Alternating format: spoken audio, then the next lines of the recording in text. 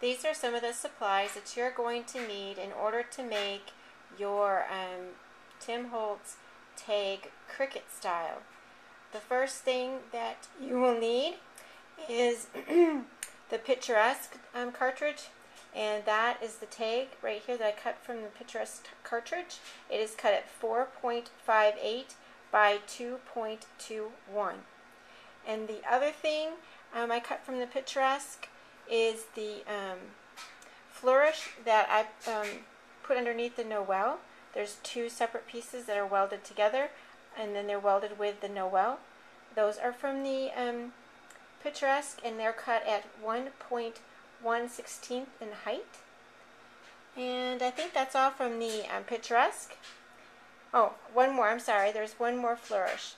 And this one is also cut from the Picturesque, and it's cut at 1 inch in height. The brown right here is a flower from the Mother's Day bouquet, and it is cut at the 1 inch in height.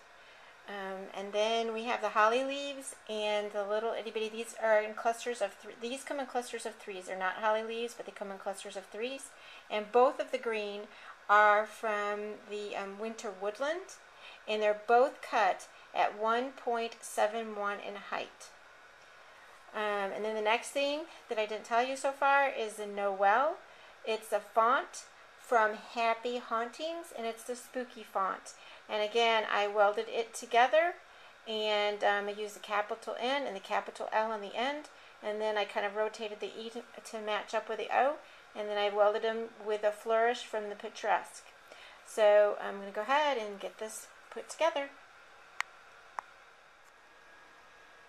With Tim Holtz pine cones, he uses a spiral, and a spiral would be great, and you know that the Cricut cartridges do make a spiral, but I am using the flower like I told you for the Mother's Bouquet, and this is what it looks like.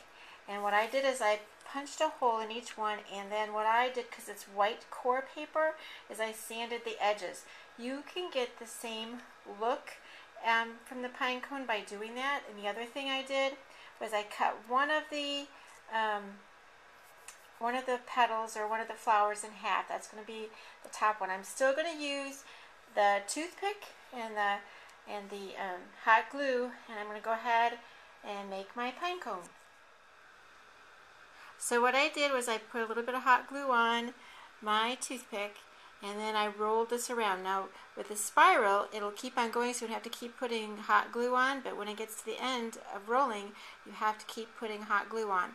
So I'm going to go ahead and put some hot glue underneath that and slide up all my petals to where I want them, and then secure them with the hot glue.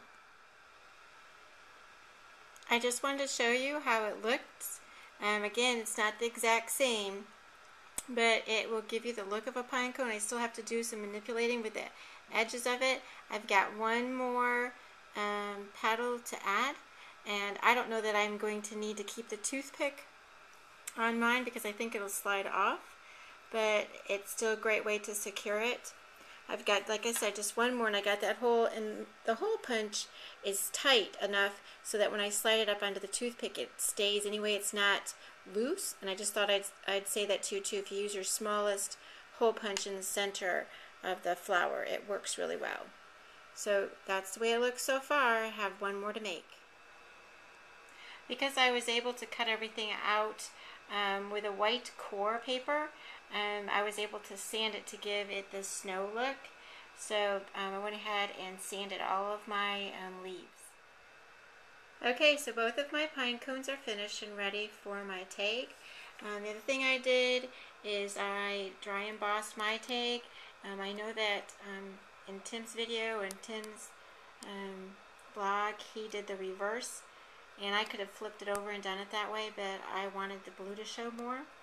And then the other thing I did is there's a free printable music sheet online, and I went ahead and printed that off on white paper, and it was an antique looking paper, so I printed this way, but I also used Tim Holtz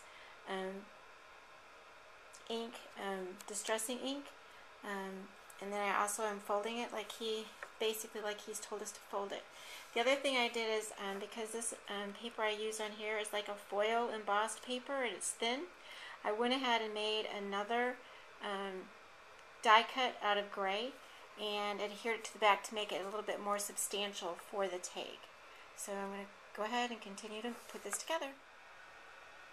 Okay, so I've adhered my music notes and the Noel. The next thing is to do the leaves and the flourish and then the pine cones. That's how I put my first layer of, I'm calling the little ferns clusters of green down. The next layer will be the holly leaves, and I'm going to use dimensionals or foam tape to put those on. And that's the placement of my holly leaves. The next thing I'm going to be putting on are the pine cones, and to make them more secure I'm going to use my hot glue gun to put those on with. Okay, so my tag is complete. I am going to probably add a die cut, not die cut, but a digital image at the top. But in terms of making it look like Tim Holtz's tag from day one, what I did was I had some of my own jewelry in my stash, and actually it was from Bead Landing Shoreline, and I just took the shell off, and it worked for that at the top. And then I also, like I showed you before, I cut out flourishes. I only ended up using 2 of them, and I cut them apart and I put them in the cluster with the pine cones. So, and the other thing I did is I had some of this ribbon and I had some glitter fibers that I used for the end of my tag.